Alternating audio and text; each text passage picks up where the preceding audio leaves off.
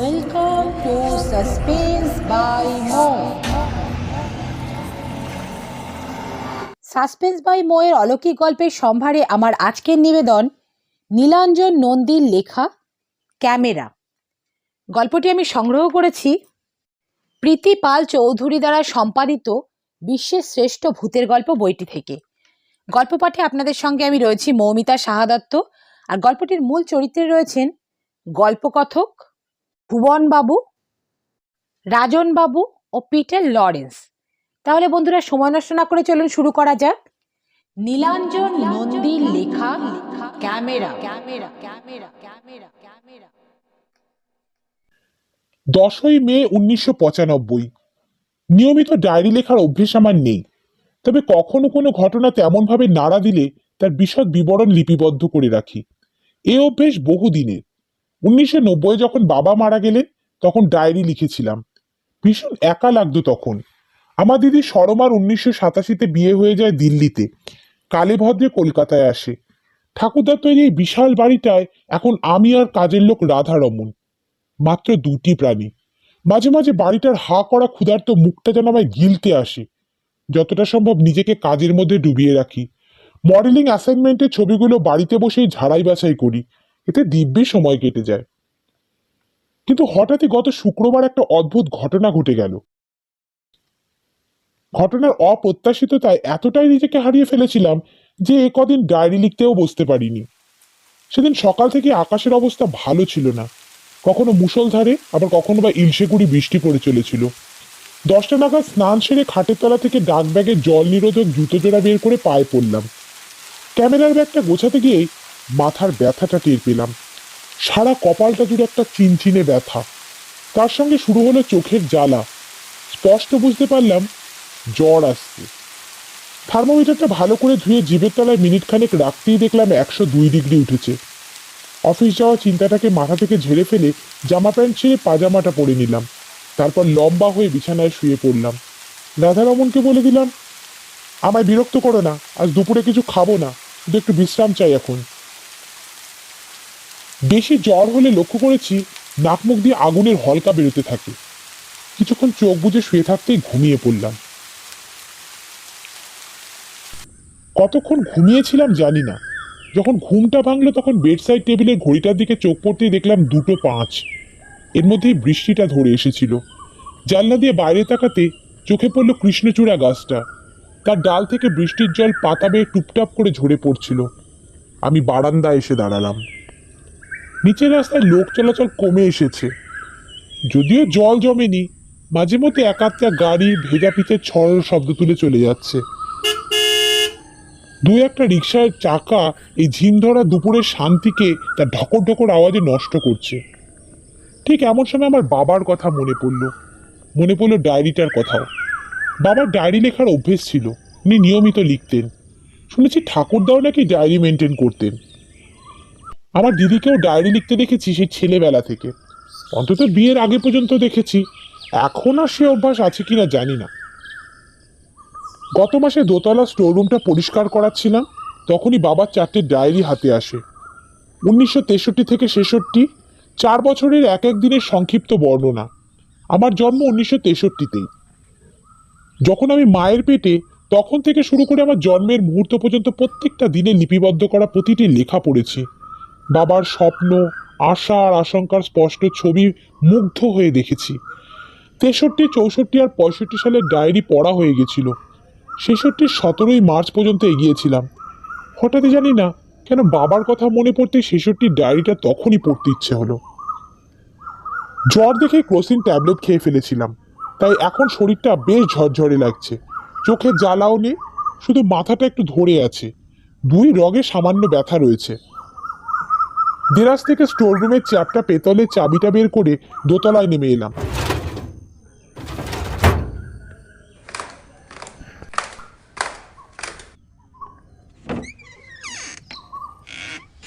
দরজাটা খুলতে সেই চাপা গন্ধটা নাকে এসে লাগলো।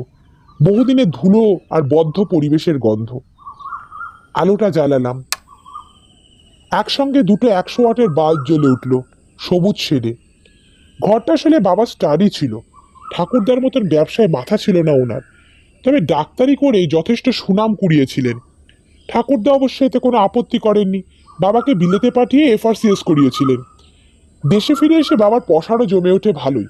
প্রথমে আরজি কর, তারপর প্রাইভেট প্র্যাকটিস। ঘরের 3টে দেয়াল জুড়ে কাচের পাল্লা দেওয়া আলমারি, বইয়ে ঠাসা, মেঝেতে ছড়ানো ছিটানো নানান রঙের ও আকারের বাক্স, সুটকেস আর গাদা গুচ্ছের মেডিকেল জার্নাল। ঘরে 2টো জানালা, রঙিন সার্সি বসানো তাতে, সেটা বছরভর বন্ধই থাকে। আমি চাই না এই বন্ধ ঘরটায় কোনো পাখি এসে বাসা বাঁধুক। জানালার পাশে বড় টেবিলটার ওপরে 66 ডায়েরিটা লিখেছিলাম। সার্সিগুলো খুলে দিয়ে চেয়ারটা টেনে বসলাম। বাইরে মৃদু গাড়ি ঘোড়ার শব্দ কানে এলো। খোলা জানালা দিয়ে মেঘলা দিনের আলো এসে ঘরে পড়ছে। ঠান্ডা একটা হাওয়াও যেন আসছিল। ডায়েরিটা খুলে পড়তে শুরু করলাম 18ই মার্চ থেকে। বাবা লিখছেন, 18ই মার্চ 1966। আজ হঠাৎ বীরেন সকালে টেলিফোন করেছিল। বলল কাল নাকি পার্ক স্ট্রিটের ওয়ালটর্সে নিলামে যাবে। আমি তো প্রত্যেক রবিবারই যাই। বীরেন জিজ্ঞেস করেছিল ও সরাসরি যাবে নাকি আমি ওকে তুলে নিয়ে যাব। আমি বললাম ওকে যাওয়ার পথে তুলেই নিয়ে যাব। কাল ভুবনবাবুর সঙ্গে কথা বলতে হবে।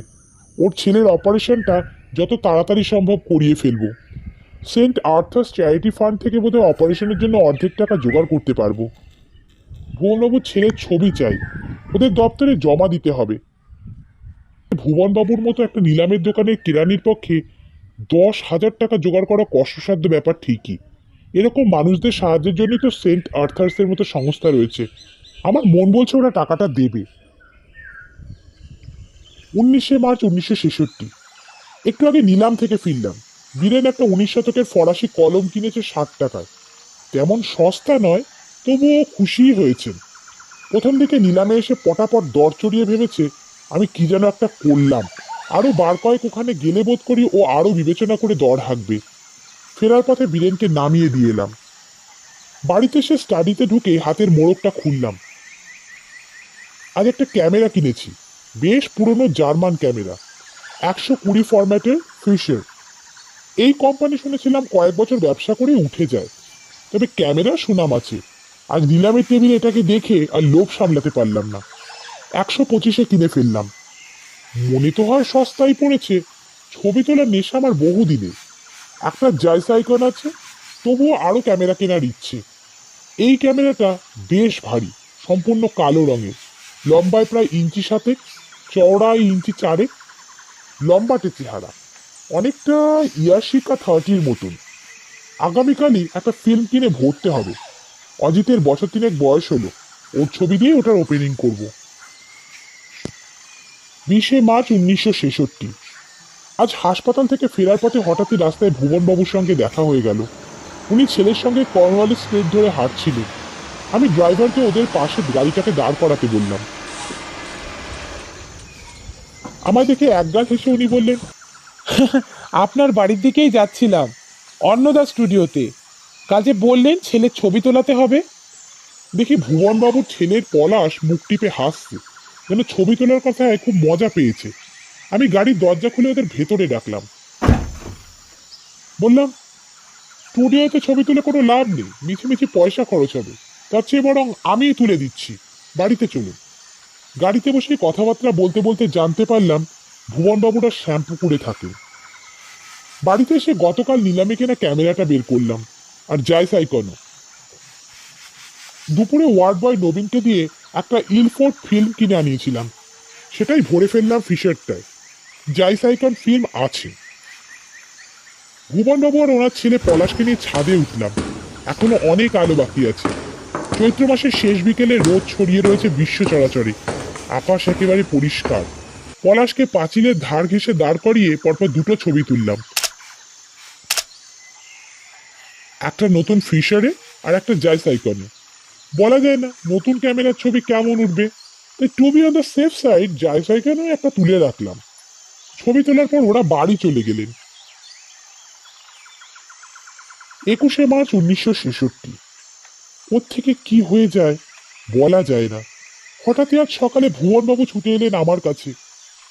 কারণ জানতে চাওয়াতে হাউমাউ করে কেঁদে উঠলেন। জানতে পারলাম আজ ভোরে হঠাৎই ছাদের সিঁড়ি দিয়ে নামতে গিয়ে অসাবধানতায় পা পিছলে পড়ে পলাশ গুরুতর রূপে আহত হয়েছে, মাথাটা ফেটে চৌচির হয়ে গেছে। আরজি করের ইমার্জেন্সিতে ভর্তি করে আমার কাছে এসেছেন। কি করবেন বুঝতে পারছেন না। দুপুর পর্যন্ত শেষ চেষ্টা করেও পলাশকে বাঁচানো গেল না। মাথাটা ফেটেছিল ঠিকই, তবে স্টিচ আর ইঞ্জেকশনগুলি পড়ার পর কন্ডিশনটা স্টেবল হওয়া উচিত ছিল। কিন্তু না, ঠিক 2:10 পলাশ মারা গেল। আমার আর কিছু লিখতে ইচ্ছে করছে না। আজ এই পর্যন্তই।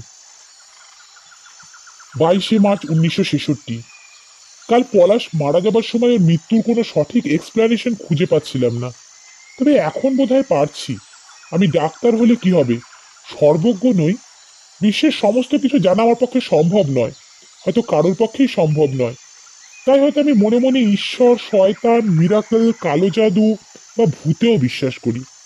জানি না কেন আমার মনে হয় পৃথিবীতে অগোচরে অনেক কিছুই লুকিয়ে আছে, যা আমাদের সাধারণ জ্ঞান বুদ্ধির বাইরে। গতকাল বেলা 3টায় ডেথ সার্টিফিকেট লিখে তাড়াতাড়ি বাড়ি চলে আসি। আসলে আমিও তো সন্তানের বাবা, মা মরা ছেলের বাবা। ভুবনবাবুর মুখটা দেখার মতো কলজের জোর আমার ছিল না। কি করে আরেক পিতার নির্মম দুঃখটাকে। উফ। বাড়িতে ফিরে স্টাডিতে ঢুকে নতুন কেনা ক্যামেরাটাকে নিয়ে নাড়াচাড়া করছিলাম, আর ভাবছিলাম পলাশের কথা। ওর শেষ ছবিটা ওই ক্যামেরাতেই বন্দি রয়েছে। মাত্র 12টা বসন্ত কাটালো ছেলেটা। এত তাড়াতাড়ি চলে যাবার কি খুব দরকার ছিল? স্ক্যালপেল হাতে নিলেই যেমন কাটাছেঁড়া করতে মন চায়, ঠিক তেমনই হাতে একটা ক্যামেরা থাকলে আপনা হতেই ডান হাতের তর্জনীটা ছটপট করে।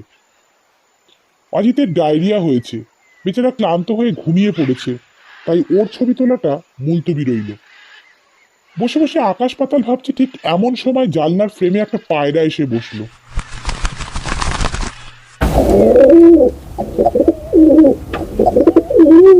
দুধ সাদা গায়ের রং, তবে ডানায় একটা ধূসর দাগ। এরা দল বেঁধে এই বাড়িরই 3 তলায় কোথাও একটা থাকে। এদের বকম বকম ডাকও শুনেছি। হাতের কাছে এমন একটা লিভিং সাবজেক্ট পেয়ে পট করে একটা ছবি তুলে নিলাম নতুন ক্যামেরাটায়। কে জানে কেমন উঠবে। পায়রাটা কিছুক্ষণ পর ডানা ঝটপটিয়ে উড়ে গেল।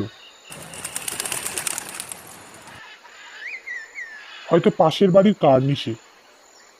আজ সকালে এক মেজর অপারেশন ছিল, মোটামুটি ভালোই হয়েছে। বিকেলে বারান্দায় এসে দাঁড়াতেই নিচে আমার নীল রঙের মরিসের পাশে সাদা মতন কি একটা পড়ে থাকতে দেখলাম, পেছনে চাকার ডান দিকে।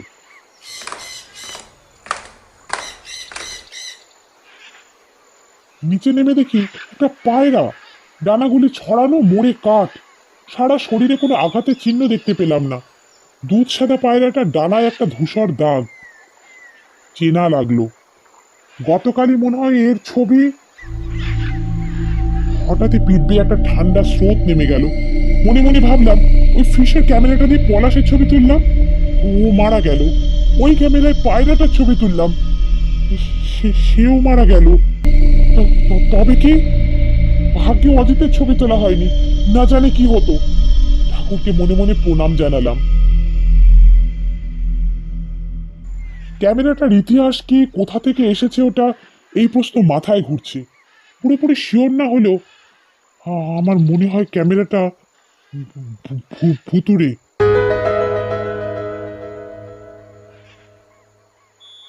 ওটাকে কিছুক্ষণ আগে বিওএস এর সবুজ এয়ার ব্যাগটায় খবরের কাগজে মুড়ে তুলে রেখেছি। ওটাকে আর কোনোদিন ব্যবহার করব না, কোনোদিনও না। 23 মার্চ 1966। গতকাল রাতে ভালো ঘুম হয়নি, বিছানা শুধু এপাশ ওপাশ করেছি। ছোট্ট অজিত পাশে অকাতরে ঘুমিয়েছে। সকালে হসপিটালে বেরোবার আগে ও জিজ্ঞাসা করেছিল ক্যামেরাটার কথা। ও ওই ক্যামেরার ছবি তুলতে চায়। ওইটুকু বাচ্চা ছেলে, ওকে আসল কথা বলি কি করে? তাই বলেছে ক্যামেরাটা খারাপ হয়ে গেছে। অজিত বরাবরই শান্ত, এ নিয়ে আমায় আর বিরক্ত করেনি। হসপিটাল থেকে আজ একটু তাড়াতাড়ি বেরিয়েছিলাম। ড্রাইভার রামরতনকে গাড়িটা একটু জোরে চালাতে বললাম।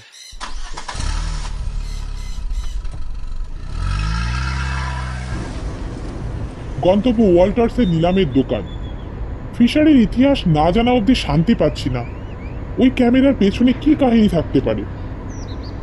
আরজিকর থেকে পার্ক স্ট্রিট বেশ অনেকটা পথ।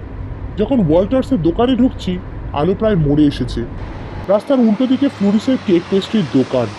দোকানে রঙিন সাইনবোর্ডে ছোট ছোট আলো নিচে যাচ্ছে।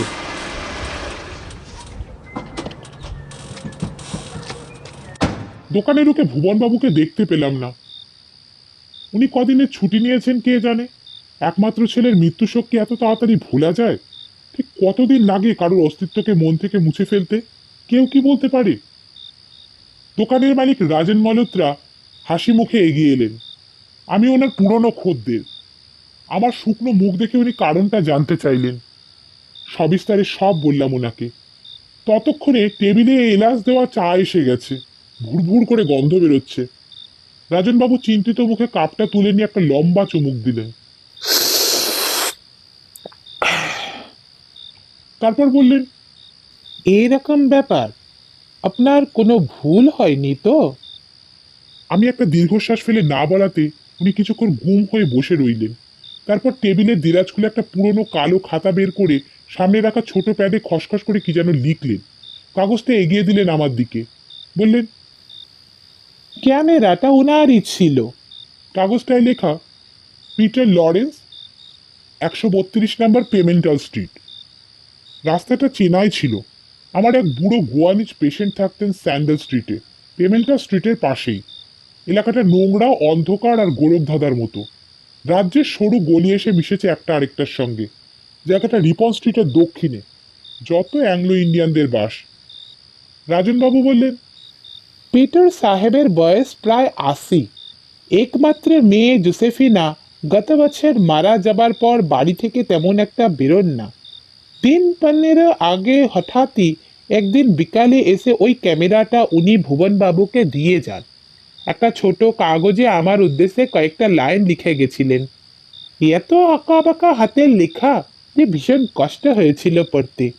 তাতে লেখা ছিল, ক্যামেরাটা বেচে দিন, যা দাম পাবো তাতেই আমি খুশি। চিঠিটা পড়ে ভেবেছিলাম ওনার বোধহয় অবস্থা অত্যন্ত খারাপ, তাই যত তাড়াতাড়ি পেরেছিলাম ক্যামেরাটাকে বেচে ওনাকে সাহায্য করেছিলাম। কিন্তু আপনি যে ঘটনা শোনালেন, আমার তো মাথা ঘুরে যাচ্ছে। সত্যি যদি ক্যামেরাটার পেছনে কোনো কাহিনী থাকে, সেটা পিটার সাহেব জানতে পারেন। রাজনবাবুর সঙ্গে আর কথা বাড়াইনি। চলে গেলাম পিটার লরেন্সের কাছে। ভাঙাচোর একটা প্রায় পোড়ো বাড়ির দোতলায় উনি থাকেন। অপরিষ্কার কামরা, অপর্যাপ্ত আলো আর অসহ্য একটা নাম না জানা জান্তব গন্ধ পরিবেশটাকে ভারী করে রেখেছিল। সারা ফ্ল্যাটটায় কারো সারা শব্দ পাচ্ছিলাম না। বোধহয় উনি একাই থাকেন। বৃদ্ধ পিটার লরেন্স একটা তুলো ওঠা রংচটা সোফায় বসে আমাকে লক্ষ্য করছিলেন। আমার কাছে ঘটনাগুলি শুনে বললেন, আই অ্যাম এক্সট্রিমলি সরি। আমি আপনার জীবনে বিপদ ডেকে এনেছি। স্বার্থপরের মতো কাজ করেছি নিজেকে বিপদ মুক্ত করতে। উনি বললেন, ক্যামেরাটা আমার দাদার ছিল, ডেরেক লরেন্সের। সে খুব একটা স্বাভাবিক ছিল না। চার্চে যেত না, বাইবেল ছুতো না। যখন ওর প্রায় 25 বছর বয়স, ও হঠাৎ চুপি চুপি একটা স্যাটানিক গ্রুপের মেম্বার হলো। গ্রুপটা ব্ল্যাক ম্যাজিকের চর্চা করত। পরিবারের সকলে ওকে ফেরাবার অনেক চেষ্টা করেছিল, কিন্তু কেউই সফল হয়নি। দাদার ভীষণ প্রিয় ছিল এই ক্যামেরা। বিভৎস সব বলির ছবি ও তুলেছিল ওই ক্যামেরাটা দিয়ে। শুনেছি ওখানে মানুষ, পশু পাখি সব বলি দেওয়া হতো। স্যাটানিক গ্রুপে যোগ দেবার পর ও আরো অন্যরকম হয়ে গেল। চুপচাপ, শান্ত, মনে হয় বড় বেশি শান্ত। ঝড় ওঠার আগের মুহূর্তে যেমন সব শান্ত থাকে, একদিন ওই শয়তানের ঘাটিতে পুলিশ হানা দিল। গ্রেপ্তার হলো ডেরেক। কেউ পুলিশকে খবরটা দিয়েছিল। বুড়োর কথা নিষ্পলক দৃষ্টিতে চেয়ে গিলছি আমি। বুড়ো বলে চলেছে, ওকে ছাড়ানো গেল না, শত চেষ্টাতেও না। অবশেষে ওর কেস কোর্টে গেল। বিচারে ওর ফাঁসির হুকুম হলো। গলায় পড়ানোর ঠিক আগে দাদা বলেছিল, আমার শরীরের মৃত্যু হতে চলেছে ঠিকই, কিন্তু আমার আত্মা থাকবে। কোনো না কোনো বস্তুর মধ্যে আমি ফিরে আসবো, আবার খুন করবো। প্রাণনাশের আনন্দের কোনো বিকল্প নেই।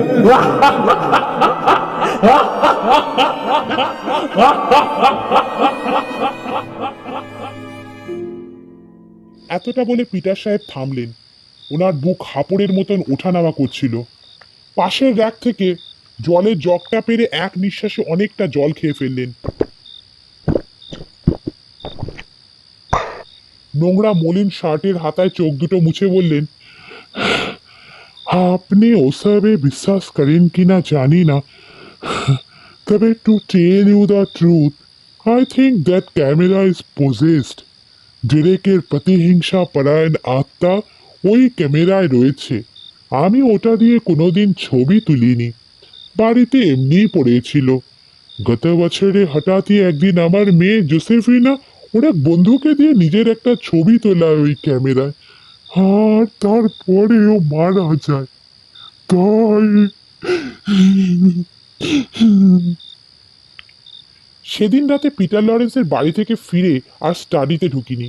সবুজ বিওএসির ব্যাগটার দিকে তাকানোর ইচ্ছে ছিল না। তবে ক্যামেরাটা আমি বেচবো না। অন্য কারোর জীবনে কালো ছায়া নেমে আসুক, এটা আমি চাই না। আমার লেখায় ডায়েরি সরমা বা অজিত বড় হয়ে পড়বে আশা করি। তখন ওরাও ক্যামেরাটা সম্বন্ধে জানতে পারবে। সব পড়ার পর আমার মনে হয় ওরা ক্যামেরাটাকে নিছক কৌতূহলে ব্যবহার করবে না, জোসেফিনার মতন।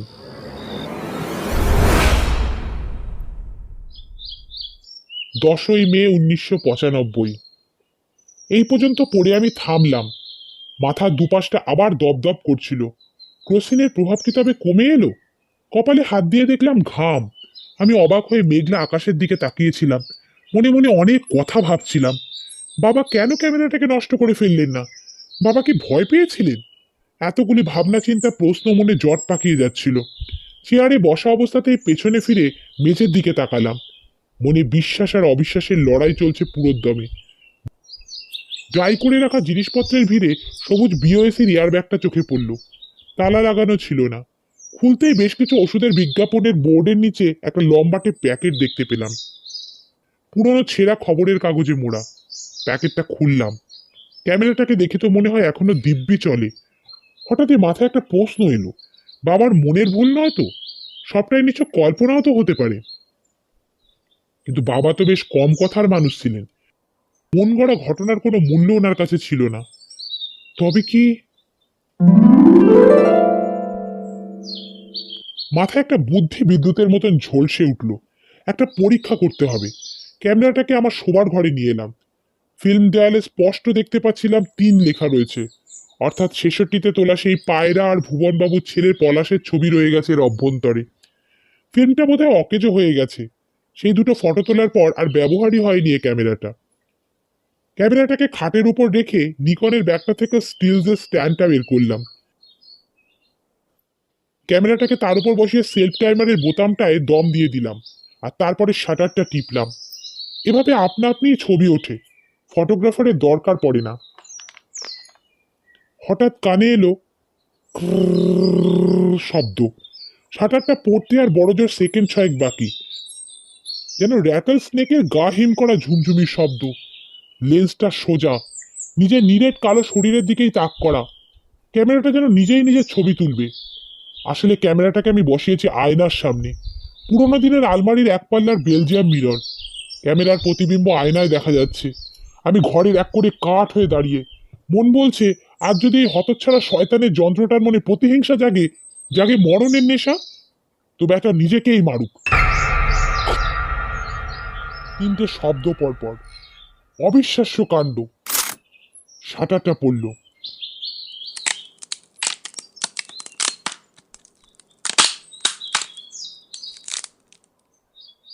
আয়না আড়াআড়ি ভাবে একটা চিড় ধরল, ফেটে গেল।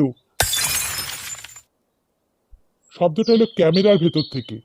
জানি হয়তো কান পাতলে মরে ভূত হয়ে যাওয়া ডেরেকের চাপা আর্তনাদও শুনতে পেতাম।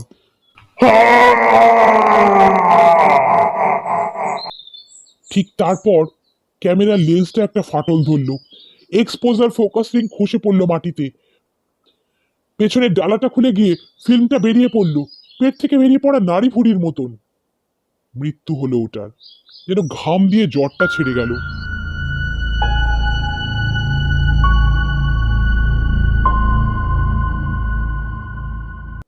ঘটনাটা ঘটার কয়েকদিন পর একটা ফ্যাশন অ্যাসাইনমেন্ট ছিল। নিকনের ব্যাগটা খুলতেই আঁতকে উঠলাম। আমার 15,000 টাকা দামের স্টিলসের স্ট্যান্ডটা বেঁকে চুড়ে গেছে। স্ক্রুগুলিতেও মরচে পড়েছে। ঝকঝকে ক্রোমিয়ামের স্টিলের এই মজবুত স্ট্যান্ডটা কিভাবে যে... আসলে ভুলটা তো আমারই। ভুতুরে ক্যামেরাটাকে এই স্ট্যান্ডের উপর তুলেই মরণ শাটারটা টিপেছিলাম। ক্যামেরাটা তো নষ্ট হলোই, আমার স্ট্যান্ডটাও অকেজো আর বাতিল হয়ে গেল চিরকালের জন্য। কারণ শাটারটা পড়ার সময় আয়নার স্ট্যান্ডটারও প্রতিবিম্ব পড়েছিল। এতক্ষণ আপনারা শুনছিলেন নীলাঞ্জন নন্দীর লেখা ক্যামেরা। গল্পটি যদি আপনাদের ভালো লেগে থাকে তাহলে দয়া করে লাইক ও শেয়ার করতে ভুলবেন না। আর গল্পটি কেমন লাগলো, গল্প সম্বন্ধে অন্য কোনো সাজেশন দেওয়ার থাকলে অবশ্যই কমেন্টের মাধ্যমে জানাবেন। আর হ্যাঁ বন্ধুরা, চ্যানেলটি নিশ্চয়ই এতদিন আপনারা সাবস্ক্রাইব করে ফেলেছেন। যদি না করে থাকেন তাহলে চ্যানেলটি সাবস্ক্রাইব করে পাশে থাকা বেল আইকনটি প্রেস করে দেবেন, যাতে আমি গল্প ছাড়ার সঙ্গে সঙ্গে নোটিফিকেশন পৌঁছে যায় আপনাদের কাছে। বন্ধুরা, আপনাদের সাবস্ক্রিপশন ছাড়া চ্যানেলটি আমার পক্ষে এগিয়ে নিয়ে যাওয়া সম্ভব নয়, তাই চ্যানেলটি সাবস্ক্রাইব করে পাশে থাকবেন এই আশা রেখে আসতে হবে। এই পর্যন্তই রাখি। ধন্যবাদ বন্ধুরা।